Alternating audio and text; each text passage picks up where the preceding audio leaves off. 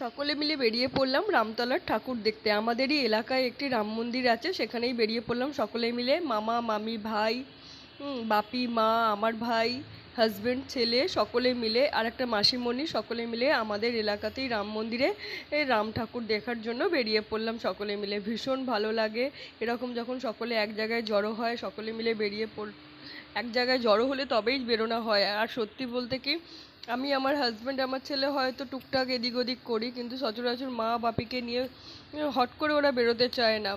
তো জোর করে আজকে নিয়ে বেরিয়েছি, বিশেষ করে আমার বাপি। মা তবু বেরোয়, বাপি একেবারেই বেরোয় না। এই যে রাম মন্দিরের সামনে এসে ওদের টোটোর অপেক্ষা করছিলাম, আর এই যে মামিকে জিজ্ঞাসা করছি কত বছর পর এলে, ভুলেই গেছে কত বছর পর। তারপরে ওদের হাই বল একবার, হাই বল। হ্যাঁ ইয়েস। কি হলো, ধাক্কা লাগলো? এই বাদাম ভাজা খেতে হবে, ভুলে যাবি না। এটা আমার সেই ছোট্ট বোন, তো আমার ছোট্ট বনি, আমার ছোট্ট বনি। এই যে সকলে মিলে এগিয়ে যাচ্ছে রামতলার দিকে, রাম মন্দিরের ভিতরে এগিয়ে চলো। মামি কই? মামি আমার শোনো মামি, এই তো মামি। এটা তোমার মেয়ে তো? হ্যাঁ, এটা আমার বোন তো। এটা আমার ছোট্ট বোন, এটা আমার ছোট্ট বোন, ছোট্ট বোন।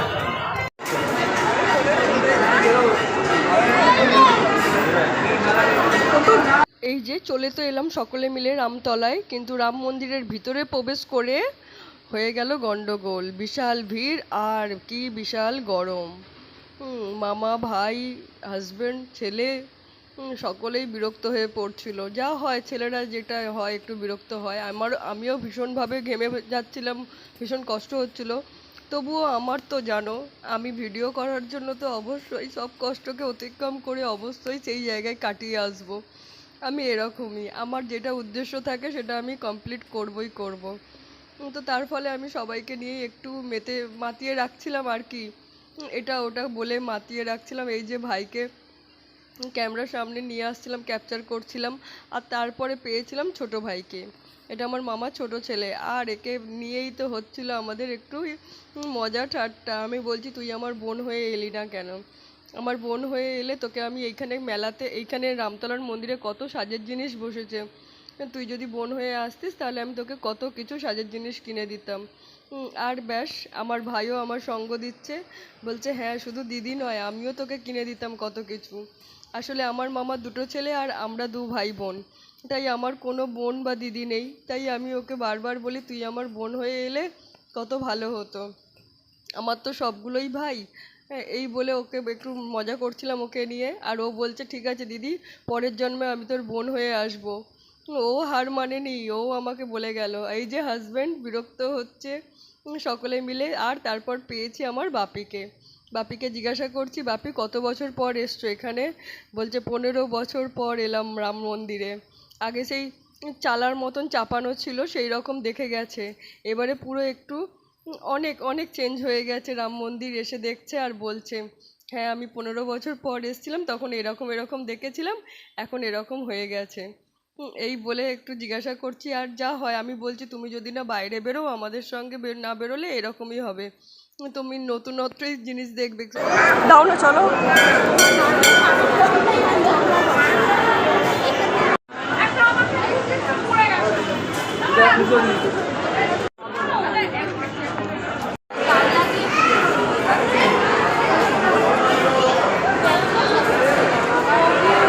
তারপর এই যে মামি মা মাসি সকলে মিলে পুজো দিয়ে দিল, কিন্তু আমি পুজো দিলাম না। আমি বললাম না, আমি আসলে কি, আমার এই ড্রেস পরে আমি কিছু খাবার খেয়েছিলাম, হয়তো সঙ্গী খাইনি, কিন্তু আমি কিছু যদি খাবার খেয়ে নিই, আমি সেই ড্রেস পরে পুজো দিতে আমার ঠিক ভক্তি হয় না।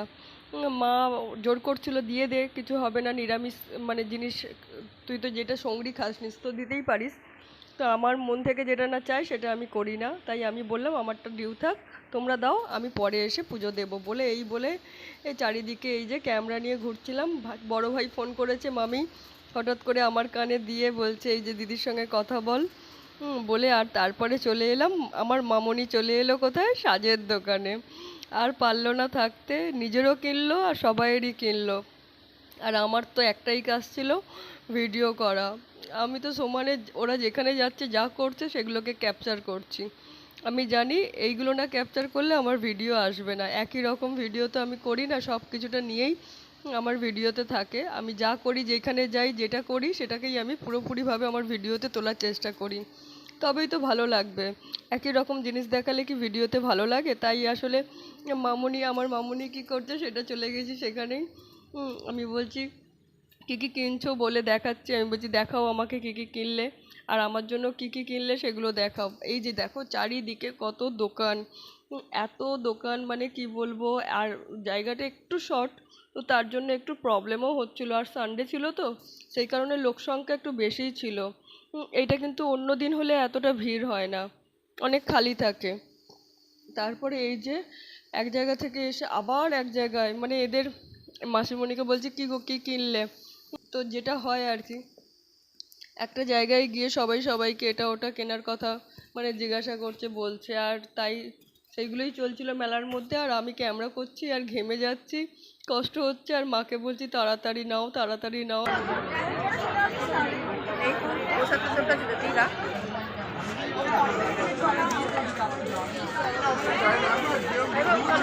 ইয়েস, চলো চলো এগিয়ে চলো, মা এগিয়ে আসো। মার্কেটিং রামতলায় আসলেই এইসব টুকটাক কেনাকাটি আমাদের লেগে থাকে, কারণ রাম ঠাকুর চায় না যে আমরা খালি হাতে বাড়ি ফিরি। তাই কত কিছু রেখেছে কালেকশনে, কত কিছু আছে চারিদিকে, এটা কেনো ওটা কেনো সেটা কেনো, সব কিছু কিনে নিয়ে বাড়ি চলে যাবো।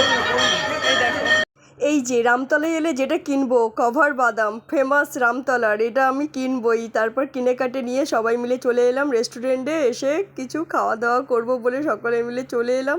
আর এই যে আমার ছেলে আর আমার বাপি দুজনে মিলে মজা করে দুই দেখাচ্ছে। আর এই যে ভাইকে নিয়ে একটু মজা করছিলাম, ভাই দেখাচ্ছে যে ওর গার্লফ্রেন্ডের সঙ্গে বেড়াতে গেছিলো এরকমভাবে গেট আপ দিয়ে। ওকে বলছি, হ্যাঁ 16 বছর বয়সে তুই তো ভালো একটা কাজ করছিস, আমি দিদি হয়ে তোকে শাবাশি দিচ্ছি, এই বলে একটু মজা করছিলাম। আর বারবার বলছি দেখ এই বয়সে যা করছিস কর, কিন্তু পড়াশোনাটা ঠিক রাখ, তাহলেই ঠিক আছে। হ্যাঁ, পড়াশোনাটা ঠিক কর, তাহলেই সব কিছুটা বজায় থাকবে বলে। আর এই যে রেস্টুরেন্টে বসে বসে সবাই মিলে একটু মজা করছিলাম, হই করছিলাম। আর একটু আমার তো কী আর আছে ভিডিও করা ছাড়া। আর আমার এই ছোট ভাইটা আমাকে, আমি ওকে এত বকা দেবো সব করব, তবু ও আমাকে সব কিছুটাই করবে। এভাবেই রবিবারটা কাটালাম সকলে মিলে একসঙ্গে ঘুরতে গিয়ে। আর তারপর খাওয়া দাওয়া সেরে সকলে মিলে বাড়ি ফিরলাম। আর কি বেশ মজা লাগলো সেদিনটা। তোমাদের কীরকম লাগলো ভিডিওটা একটু জানিও।